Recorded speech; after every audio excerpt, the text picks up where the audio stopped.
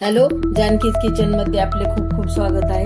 आज आपण थंडी सध्या चालू आहे, आळीवाची खीर अनेक प्रकारच्या असतात, पण त्यापैकी आपण ही आळीवाची खीर आज करत आहोत। अत्यंत पौष्टिक आहे, हिमोग्लोबिन वाढतं, हाडं मजबूत होतात यामुळे आणि पचनशक्ती वाढते। तर अशा प्रकारचे हे आळीव तुम्ही वर्षातून 2-3 वेळेस तरी खीर खा, थंडीत तर अवश्य खा।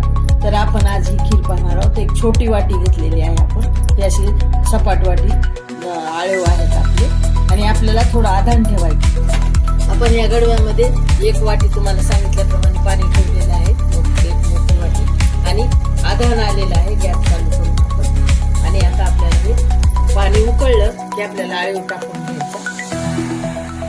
आपलं पाणी उकळलेलंच आहे, आता आपण हे आळीव टाकून घेऊया आणि छान शिजवून घेऊया, चांगलं मऊ होईपर्यंत। ह्याच्यामध्ये घट्ट झालेलं आहे बघा, आणि आपण आता दूध टाकून थोडं दुधात शिजवणार आहोत।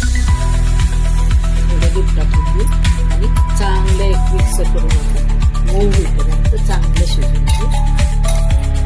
बघा आपली चांगली घट्ट झालेली आहे, आणि थोडी गुळगुळ वाटायला लागली, चमकायला लागली ना की अशी थोडीसर असं हे करून पाहिजे, आपण दाबून पाहिली तशी गुळगुळ होते आणि ही मऊ होते। अशी तोंडात घातली की छान मऊ लागते, म्हणजे ती शिजली आपली, गुळगुळ झाली की चमकदार होते, शिजली की 5च मिनिटात शिजते ती, मध्यम गॅसवर, जास्त वेळ लागत नाही, 5 ते 6 मिनिटामध्ये। आता आपण याला घालून घेऊ गुळ। तुम्ही 1 वाटी आपलं हे होतं ना आळीव होतं, तर 1 वाटी गुळ घालू शकता, पण मी कमीच घालायला आहे गुळ, मी अर्धाच वाटी घातलाय, मला साखर कमी लागते। याच्यात टाकले 2-3 बदाम, 2-3 काजू, 2 अक्रोड आणि 4-5 पिस्ते, हे सगळं बारीक करून घेतलं खलबत्त्यामध्ये। आपण हे टाकून देऊ आणि आता सगळं मिक्स करून घेऊ छान।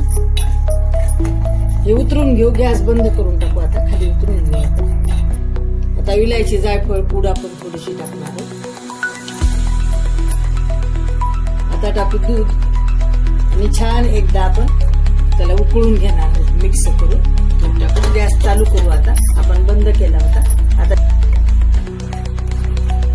सगळं सारखं मिक्स करून तुम्हाला सांगितल्याप्रमाणे बघा किती सुंदर झाली आपली खीर। ही अशी चमकती बघा शिजल्यानंतर खीर आपली, अशी खूप छान होते आणि मऊ होते, फार पटकन शिजते। ही अशी आपली पौष्टिक खीर।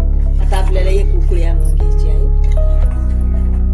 ही आळीवाची खीर आपण जी केलेली आहे ना, ही जशी जशी थंड होईल तसं घट्ट होतं, तर आपण पुन्हा गरम करून खाल्ली तरी चालतं। याला थोडंसं दूध घालायचं वरवर घट्ट झालं की, आणि वाटलं तुम्हाला तर थोडासा गुळ पण घालू शकता, गोड कमी वाटलं तर तुमच्या आवडीनिवडीप्रमाणे। आणि ही अत्यंत पौष्टिक तर आहे, पण ही गरम गरम छान लागते आणि थंड पण छान लागते ही पौष्टिक खीर।